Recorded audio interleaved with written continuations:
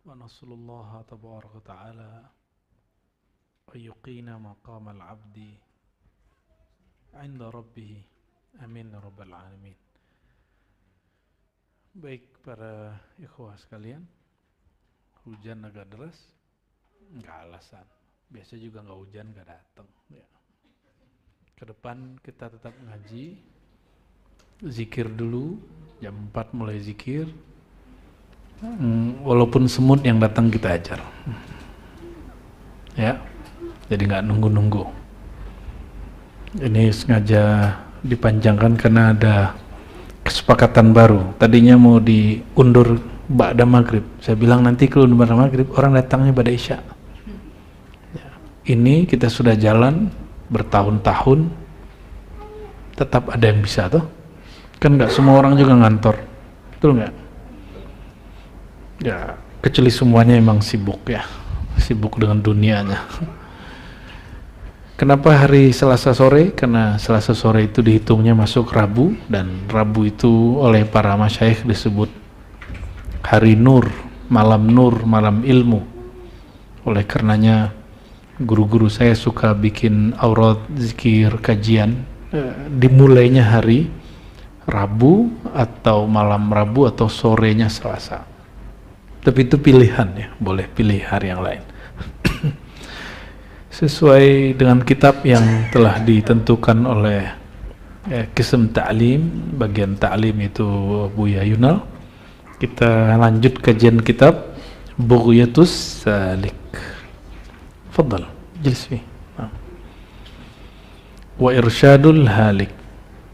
Bughyatus Salik artinya tujuan akhir dari salik, dan Irsyadul Halik dan tuntunan penyudahan. Dan ini ditulis oleh Al-Imam Al-Arif Billah Abu Bakar Al-Banani yang beliau bertariqah Syazili dan juga Naqsyabandi. Kita masuk ke fasal yang ke-10. Ada mukrinya nggak? Ada yang bisa baca? Ya, fadal. Fi mikrofon akhir. Mari kita mulai kajian ini baca suratul Fatihah, naqra'ha wa nuhdiha li ruhil arwah Sayyidina Muhammad sallallahu alaihi wasallam wa ila masyayikhina wal muallif li hadzal kitab Abi Bakar Al-Banani. Al-Fatihah. Bismillahirrahmanirrahim. Ya nusayna suratul ولا الضالين آمين. تفضل.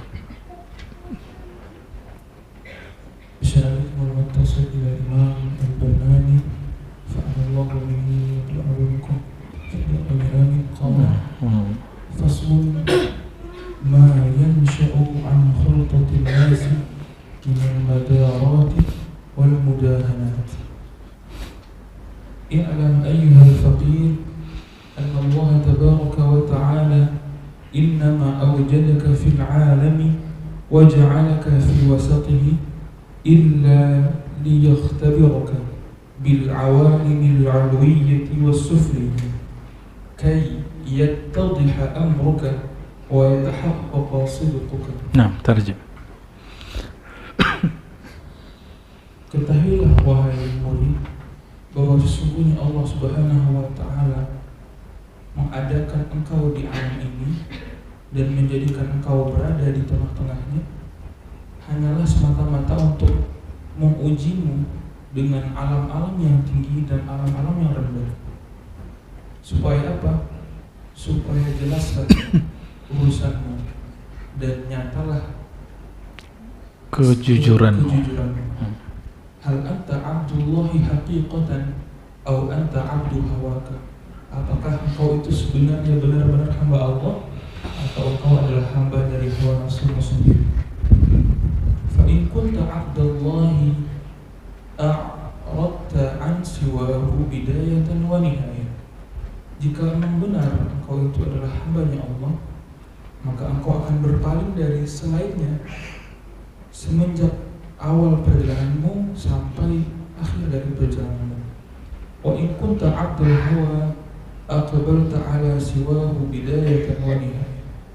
Sebaliknya, jika engkau merupakan hamba dari hawa nafsu, engkau akan menghadap kepada selainnya, baik di awal perjalananmu dan di akhir dari perjalananmu. Baik, ya. Setelahnya juga hanya uraian, ya. Jadi ini menjelaskan ayat khalaqal hayata wal mauta liyabluwakum ayyukum ahsanu amala. Dia menciptakan hidup dan mati, berarti engkau yang hidup di alam ini dia ciptakan liyabluwakum, untuk memfilter dirimu, menempa dirimu, menguji dirimu, menyaring manakah di antara kamu yang Abdullah atau Abdul Hawa. Ayyukum ahsanu amala, mana yang amalnya sebagai hamba Allah, mana yang aktivitasnya sebagai hamba dirinya sendiri, hawa nafsunya. Jadi apapun yang terjadi, apakah senang, susah, nikah, jomblo, ya, jadi murid, jadi murad, jadi murid, jadi guru, mastur ataupun masyhur, tersembunyi ataupun viral, jadi rakyat ataupun pemimpin, jadi orang miskin ataupun kaya, jadi mahasiswa ataupun dosen, jadi pebisnis sukses ataupun gagal, itu di mata Allah sama aja. Yang berbeda cuma satu, benarkah engkau hambaku atau engkau hamba selainku? Jadi jangan dikira orang sudah jadi murid lalu jadi mursyid dia sudah selamat, belum tentu. Maka disebutkan di sini liyakhtabiraka bil awalim al-ulwiyah was-sufliyah. Bahkan orang yang sudah asyik dengan pengalaman-pengalaman rohani, dia diuji dengan alam ulwiyah dan sufliyah. Jadi alam itu dari sisi tinggi rendahnya disebut alam, ya. Apa arti alam? Segala sesuatu selain Allah. Maka ada alam yang rendah, ada alam yang tinggi. Alam yang tinggi secara fisik itu langit yang kita lihat di atas, bulan, matahari. Itu alam yang tinggi secara fisik. Tapi alam yang tinggi secara metafisika yang disebut alam malakut, itu alam langit, bukan langit fisik. Jadi kalau orang masuk ke dalam dirinya yang roh nurani, itu sudah langit nurani, ya. Maka setiap yang di atas engkau adalah langit. Begitu ungkapan bahasa Arabnya. Setiap yang di atasmu disebut langit. Nah, ini dijelaskan oleh Imam Najmuddin Kubra, Imam Ghazali, bahkan termasuk Ibn Arabi dan juga Imam ini Al-Banani. Jadi Imam Ahlus Sunnah kita menjelaskan ada tinggi secara fisik, ada tinggi secara non fisik. Ada yang secara materi, ya, atau kita sebut juga materi, ada yang immateri. Jadi kalau teman-teman zikir dengan kolbu tadi, kolbunya ikut zikir, itu sudah masuk ke alam yang tinggi. Itu ulwiyah. Itu sudah alam tinggi. Sudah dibagi dia.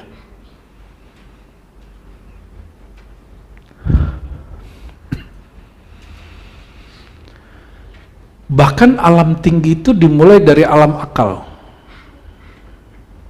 Jadi alam tinggi level 1 adalah alam pikiran.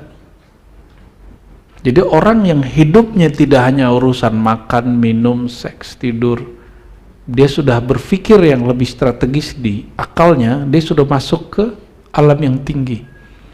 Itu pun juga ujian. Maka orang-orang yang cobalah lihat, Mungkin hewan banyak, tapi pengembalanya cuma satu, benar nggak? Kerbau, sapi, itu banyak, bisa ratusan, tapi yang mengembala cukup satu, karena dia punya akal, dia bisa mengembala sebanyak itu. Kalau kita ngobrol dengan orang-orang di luar sana, hidupnya simpel sekali, bisa makan hidup sehari cukup, sesimpel hidup itu hidupnya. Tapi kalau saya nggak mau, hidup kita nggak sesimpel itu, hidup kita harus rumit-rumit dikit.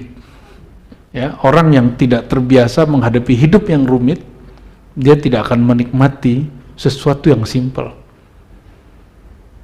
Mau hidupnya bahagia, hadapi yang berat-berat. Antum akan menikmati hal yang simpel-simpel itu. Ini baru terganggu dikit jalan macet, ngeluh, biasa aja.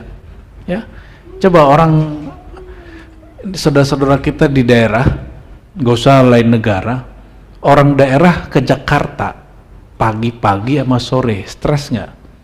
Karena dia tidak biasa menghadapi hidup yang berat. Dan di Jakarta hidup cepat sekali, waktunya banyak, tapi habis dengan kegiatan. Betul nggak? Ibu kota-kota besar ini. Walhasil, apa yang Nabi katakan, tidak terjadi kiamat hatta yataqarabaz zaman, sampai waktu itu terasa pendek. Karena waktu akan terasa pendek, jangan sampai waktu yang pendek ini terbuang sia-sia. Jadi mahasiswa tuh jangan tidur-tiduran aja ya. Ini kan mahasiswa nih separuh. Kalian harus disiplin baca bukunya. Jangan dikira orang-orang hebat bicara hari ini tuh mereka tidur-tiduran aja, kerjaannya nunggu wangsit, nggak ada ceritanya. Ya, orang melatih kolbu, tajam kolbunya. Kalau ngelatih akal, tajam akalnya. Orang melatih tubuh fisiknya silat, dia hebat silat. Kan ada tuh pesilat yang jadi YouTuber ngomentarin ustadz kan lucu tuh. Ente sibuknya jangan naik, kalau mau naik pakai pintunya al ilmu. Ini ngomentarin ustadz lagi ya, Masya Allah, kayak dia pembersih gitu. Ya, saya diminta oleh Bang Do untuk nanggepin, tapi saya nggak mau. Ngapain nanggepin orang yang biasanya berpikir dengan fisiknya, terus kita tanggepin dengan, makanya dia suka marah-marah kan yang bergerak dengan fisik itu dua aja, binatang ternak, binatang buas. Kan manusia, kata Imam Ghazali, ada yang karakternya dia manusia tapi karakternya hewan ternak, makan, minum, malas, tidur. Ada yang karakternya buas, makanya dia suka tarung. Saya ini juga petarung. Ini saksinya. Kita berapa aliran silat kita pelajari. Tapi hanya sebatas merawat badan. Bukan untuk menjadikan itu karakter hidup kita, enggak. Sampai ada jurus harimau, ya kan? Baca jurus harimau enggak? Bukan berarti kita harus berkarakter seperti harimau. Ini dikit-dikit beda marah, dikit beda syirik. Apa bedanya ente dengan makhluk yang itu, ya kan? Cuma tubuhnya manusia, karakternya karakter sibaiyah, hewan buas, sukanya emosional, dikit-dikit marah. Nauzubillah, summa nauzubillah. Dapat pengetahuan itu alam uluwiyah. Dapat zikir, pengalaman zikir itu alam uluwiyah. Ilmu uluwiyah, alam tinggi. Jadi apa aja yang kemudian ada pada alam tinggi itu, ya. Wah, ini cara buatnya keliru ini.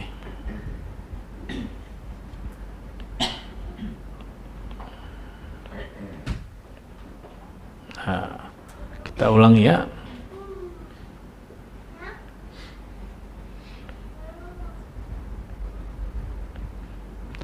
Ini materi, yang ini materi. Nah, apa aja isi materi? Ilmu, ya. sesuatu yang sifatnya rasional, termasuk spiritual. Kalau materi apa? Makan, minum, kawin, tidur. Ya, itu urusannya nih. Ini yang kita sembelih kemarin kan. Tinggal dipilih, engkau hamba yang mana? Oh, saya hamba yang spiritual, oke. Rasional, oke. Tapi kita bukan menghambakan diri kepada spiritual itu. Ilmu itu bukan segala-galanya. Ilmu itu hanya penunjuk jalan. Yang dicari di ilmu al-ma'lum, makanya ada ilmu. Objek yang diketahui itu, ilmu kan pengetahuan, objek yang diketahuinya disebut ma'lum. Jadi kalau orang baca Quran lalu ditafsirkan dengan dalam bentuk ilmu akidah, ilmu tafsir, ilmu fikih, itu baru ilmu tentang Tuhan, bukan Tuhan itu sendiri. Baca kitab tasawuf 7 jilid, sudah kenal Allah belum?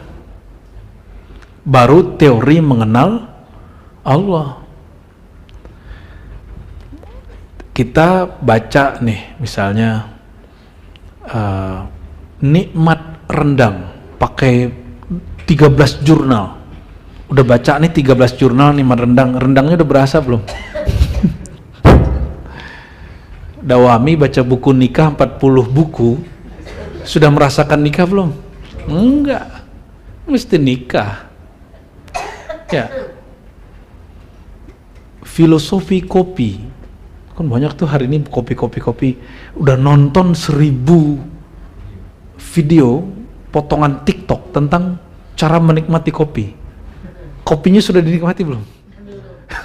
Menikmati baru pada pandangan visual. Kopi itu dia mesti dinikmati dengan kesalahan madarik atau epistemologi inilah yang terjadi hari ini di umat Islam. Urusan kemajuan teknologi dia bawakan ke rohani. Udahlah, gak usah pusing-pusing, yang penting hati tenang. Loh, orang harus berpikir serius dalam bab yang sifat teknologi, pakai akalnya, pakai fisiknya. Giliran ngomong bab rohani, udahlah, gak usah ngomong-ngomong spiritual tasawuf, benerin aja sholat ente. Orang lagi ngomongin cara merasakan nikmat sholat, dia bilang gak usah, belajar aja fikih yang gak nyambung. Nah, sama dengan itu kegagalan orang menggunakan, memasangkan ilmu sesuai pada tempatnya, dan itu hati-hati. Ini yang bikin kita rame, itu yang bikin umat Islam itu, bahkan umat dimanapun di dunia, apapun bangsanya, agamanya, mereka akan mundur. Ya, Tala'al badru alaina. Fadal. Ta'alih amam. Jadi apa tujuan Allah kemudian mengadakan kita di alam ini? Nah, ini kalimat ini sudah sampai ke belakang, isinya sama. Liyakhtabiraka bil awalim al-ulwiyah wa sufliyah. Tadi coba cek, alam itu apa arti alam? Alam itu kullu, segala sesuatu, ma, apa yang siwallah, siwa selain Allah. Segala sesuatu selain Allah disebut alam.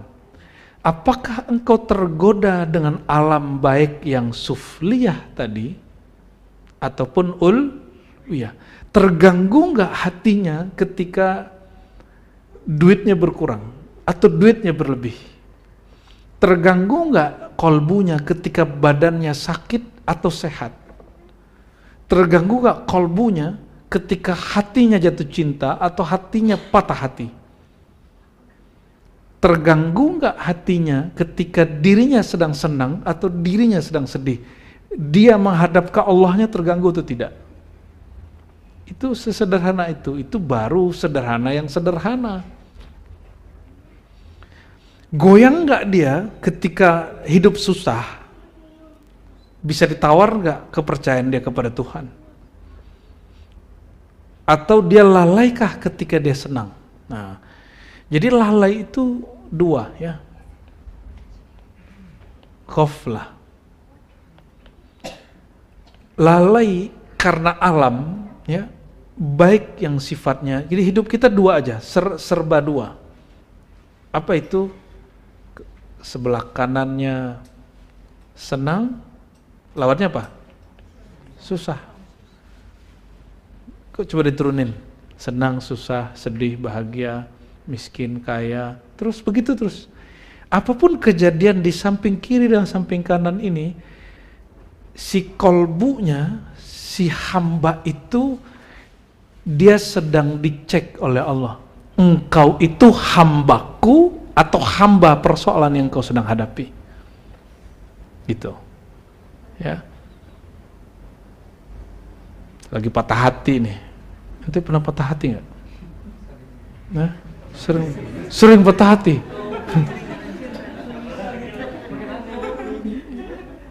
Pernah dengar nggak ada mahasiswa-mahasiswi patah hati pala ini benturin ke tembok? Ada. Itu orangnya.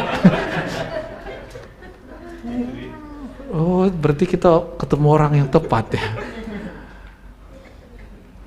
Pernah jumpa nggak perempuan patah hati nggak makan 3 hari? Pernah jumpa nggak? Kayaknya ada beberapa orang di sini ya.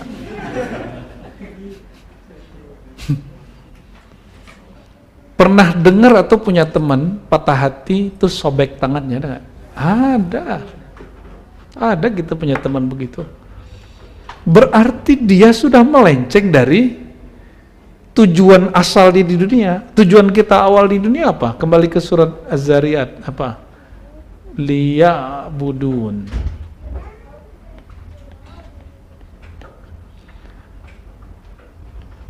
Tujuan kita itu hanya ingin menjadi hamba, Abdullah. Orang yang menjadi hamba Allah. Tujuan misi kita cuma satu di sini. Jadi satu-satunya misi, dan kita ini bukan orang sini. Nggak usah nyari apa UFO ya, makhluk planet lain dari luar, nggak usah. Kitalah pendatang di planet bernama bumi ini. Kita bukan dari sini kok. Itu kan pertanyaan Nabi Musa ke Nabi Adam. Anta abuna Adam alladzi akhrajtana minal jannah. Oh, engkaukah Adam yang membuat kami terus di surga? Ya, ditanya balik. Anta Musa alladzi kalamallahu rabbuhu taklima. Engkaukah orang yang diajak Allah berbicara langsung, nggak pakai perantara Jibril? Kata Musa dengan senangnya, iya. Wah, masuk di jebakannya. Oh begitu ya, orang yang udah kenal Allah, udah bisa dialog dengan Allah, masa dia nggak tahu? Masa dia nggak pernah nanya kepada Allah bahwa aku makan buah larangan lalu kan terusir? Itu sudah tertulis 2000 tahun sebelum aku dicipta. Nabi Musa langsung kalah berdebat. Ya kakeknya dilawan. Rektor surga, universitas surgawi. Bayangkan malaikat aja ngaji sama Nabi Adam. Ya kan? Wa 'allama Adam al-asma'u, lalu kemudian Nabi Adam bisufa'an bihum bi asma'ihim. Ajarkan ke malaikat ini nama apa? Jangan heran. Ada wali jadi guru malaikat. Jangan heran. Karena tugas kita, Abdullah itu maknanya apa? Al-arif billah. Apa arti Abdullah? Orang yang kenal kepada Allah, bahwa Allah itu Tuhannya, tuannya, dia ini hambanya, dirinya hambanya. Kenal namanya, sifatnya, bahkan sebagian dari pengetahuan yang mengarah kepada zatnya. Itulah Abdullah. Atas dasar itulah Sayyidina Abdullah bin Abbas dan Sa'id bin Jubair, ulama salafus saleh dari sahabat dan tabi'in, menerjemahkan ya'buduni tidak aku cipta jin dan manusia kecuali untuk mengenal aku. Karena kata Muhammad Al-Faqih ya dalam kitabnya Kharqul Hujub ya, masa engkau menyembah sesuatu yang engkau tidak kenal? Fa'rifhu ta'budhu. Kenali dia, sembahlah dia. Maka awal ibadah kata Imam Junaid an ta'rif al-ma'bud. Awal ibadah engkau mengenal yang engkau sembah. Oleh karena itu, teman-teman ikhwah fillah, gelar Abdullah ini jangan sembarangan. Abdullah itu al-arif billah. Orang yang betul-betul kenal Allah. Makanya Sayyidina Muhammad ini enggak kebetulan. Nama ayahnya siapa? Abdullah. Dan ulama Ahlus Sunnah tidak ada satupun yang mengatakan, ini kalau Ahlus Sunnahnya benar, Abdullah itu musyrik, nggak ada. Satupun nggak ada yang mengatakan, kecuali yang salah dalam membaca teks.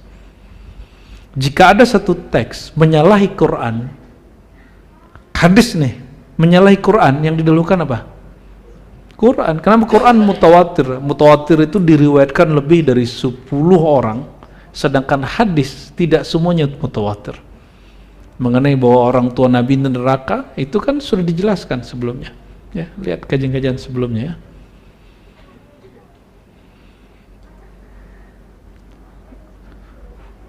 Jadi ketika seseorang masuk ke alam ya, alam apa tadi? Alam keilmuan, rasional, spiritual. Nah, di sini ini banyak juga yang terjebak di sini.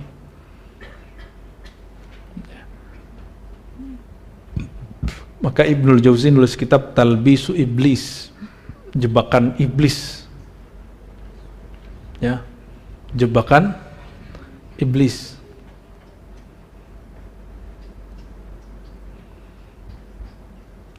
Kalau asik dengan ilmu, hobinya diskusi, ninggalin ibadah. Kan ilmu itu ibadah, iya. Awal ibadah engkau mengenal yang disembah. Puncak ibadah sujud dan rukuk kepadanya. Kalau masih punya fisik. Sini kacamata ketinggalan ya. Ketinggalannya jauh lah gitu.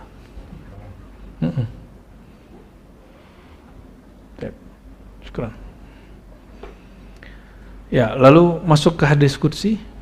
Sebelum hadis qudsi, faman aqbala 'ala Allah fi bidayatihi. Coba lanjut.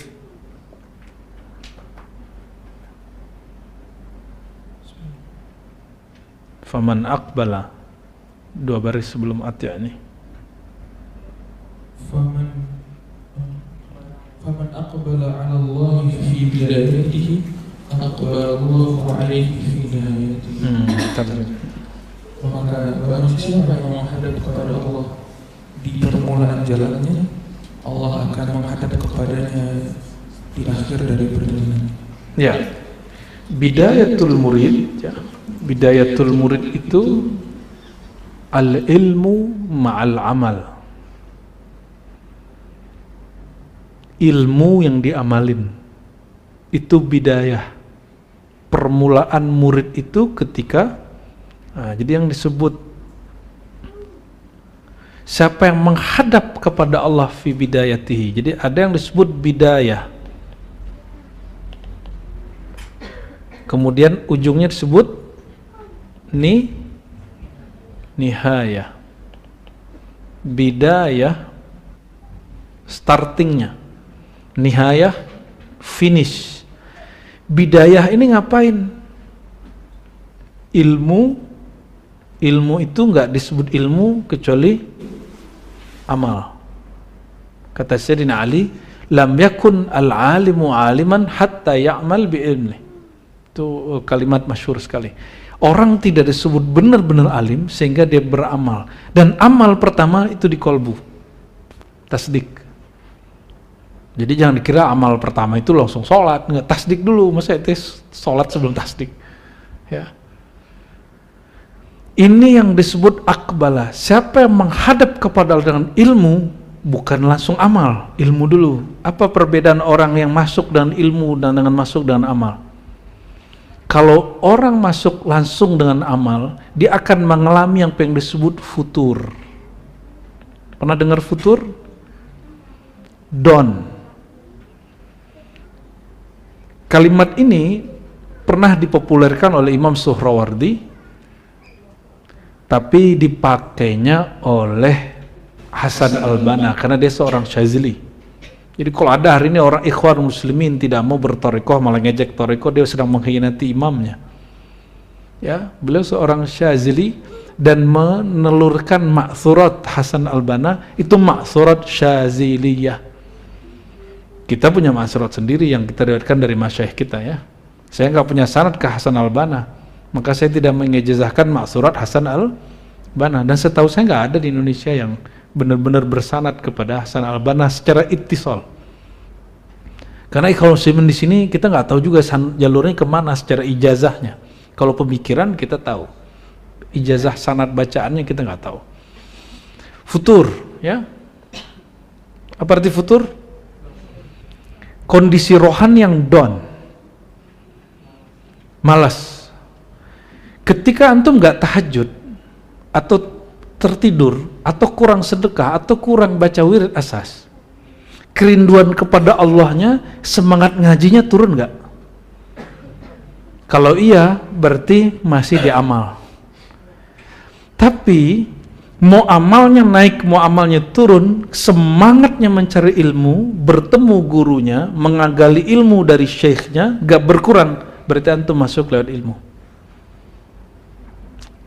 Itu bedanya ya. Sebenarnya ilmu itu juga amal, tapi ruhul amal. Ruhnya amal itu ilmu. Gak ada ilmu, gak ada ruhnya. Orang yang masuk hanya pakai amal, ruhnya ada nggak? Makanya dia gampang down. Jadi antum kalau punya masa lalu teman-teman yang ikut pergerakan, yang pergerakannya masuk dari kebencian, mohon maaf, atau emosi, atau keinginan menggulingkan negara, mengganti dengan negara Islam, itu cita-cita yang mulia, tapi caranya, cara masuknya tidak mulia. Ajak dia ngaji. Semua kita sedang mendambakan khilafah ala minhajin nubuwah, tapi tidak dengan cara berontak. Dengan cara yang diajarkan ulama ahlus sunnah, bahwa memberontak itu di kalangan ulama ahlus sunnah ijma bahwa itu haram. Itu disebut bughat. Apa arti bughat? Orang yang melampaui batas dan pemerintah setempat boleh menangkapnya, mengeksekusinya. Kajian ahlus sunnah loh. Justru yang memberontak itu Biyayunal, itu pemimpin Jabariyah, Jaham bin Sofwan, itu pemberontak. Aneh kan? Pimpinan ajaran fatalis, serba takdir, berontak dia. Ahlus sunnah enggak. Ahlus sunnah itu ada fikrah, satu ide yang disebut maslahat. Kalau kita berontak, belum tentu juga sukses. Karena dalam berontak, nanti ada kelompok lain juga ikut berontak. Nanti terjadi perang saudara perebutan. Itu pertama. Yang kedua, kalau kita memberontak, terjadi perang saudara, kita bisa menjalankan ibadah dengan tenang nggak? Yang menang jadi apa? Yang kalah jadi apa? Ya, untuk mencapai kedamaian negara seperti hari ini di negeri kita dan bebas beribadah seperti ini ada di kita, itu prosesnya panjang. Coba di zaman Soeharto kita bikin begini kan nggak bisa. Tiap hari aja datang Intel kan. Alhamdulillah kita bebas nih. Kebebasan berkumpul itu betul-betul terjadi hari ini. Pro dan kontra sama-sama kuatnya. Sehingga pro ijazah palsu dan anti ijazah palsu sama-sama punya channel sendiri. Dan lucunya sama-sama saling lapor. Hebatnya negeri ini ya. Allahumma sholli ala Muhammad. Jadi ketika orang mulai masuk dengan ilmu, ilmu itu adalah tajalli sifat Allah pada manusia dan juga ada ilmu pada dirinya, ya. Maka ruhnya, karena ilmu itu ruhul amal, Yang mau dicari ruhnya dulu atau badannya dulu, cangkangnya dulu? Ruhnya dulu dong. Dahulukan ruhnya. Semakin kuat ruhnya, nanti dia tinggal menguatkan si badan. Nah, oleh karena itu nggak ada lagi alasan saya ini maksiat karena orang maksiat, nggak. Saya ini malas ibadah karena emperan nggak sholat, nggak ada ceritanya. Kalau ruhul amalnya sudah hidup, temennya nggak sholat, dia sholat aja. Temennya maksiat, dia nggak bakal maksiat. Kenapa? Ruhnya sudah hidup. Tapi jika antum hijrah dimulai dari gaya pakaian, apalagi dari amalan ini, amalan itu, ijazah ini, ijazah itu, ya siap-siap. Nanti akan mengalami kemunduran rohani yang luar biasa. Oleh karena itu, kalimat ini menjadi penutup, karena ini kesimpulan dari ajaran Atha'illah Al-Mursi Asy-Syadzili. Faman aqbala 'ala Allah fi bidayatihi aqbalallahu 'alaihi fi nihayatihi. Orang yang memulai perjalanan rohaninya di dunia dengan ilmu dan amal, maka Allah akan menatapnya di akhir. Dengan apa? Bis-sa'adah al-haqiqiyah, dengan kebahagiaan hakiki, as-sa'adah al-kubra, kebahagiaan yang sebenar-benarnya bahagia, berjumpaan dengan Allah Subhanahu wa ta'ala. Dan Allah akan mengatakan, anta abdi, kamu benar-benar hambaku. Biar Allah sendiri yang manggil kita begitu, ya, bukan kita sendiri yang aku ini hamba Allah, aku ini hamba engkau. Pas dicek sedikit dengan kesenangan, lalai. Atau dicek dikasih cash sedikit dengan kesusahan, lalai. Jadi mau susah senang, itu dua-duanya pintu ghaflah tadi, ya, lalai. Jangan sampai lalai dengan dua-dua itu. Semoga Allah Ta'ala memberkahi kita semua dan memberi syafaat kita dengan syafaat baginda Nabi Muhammad SAW. Allahumma arhamna warham ikhwanana wa akhawatina warham ahlana warham azwajana wa zurriyatina warhamil muslimin birahmatika ya arhamar rahimin bihaqqi arhami ibadika ilaik Sayyidina Muhammad sallallahu alaihi wasallam. Amin ya rabbal alamin. Wassallallahu alaihi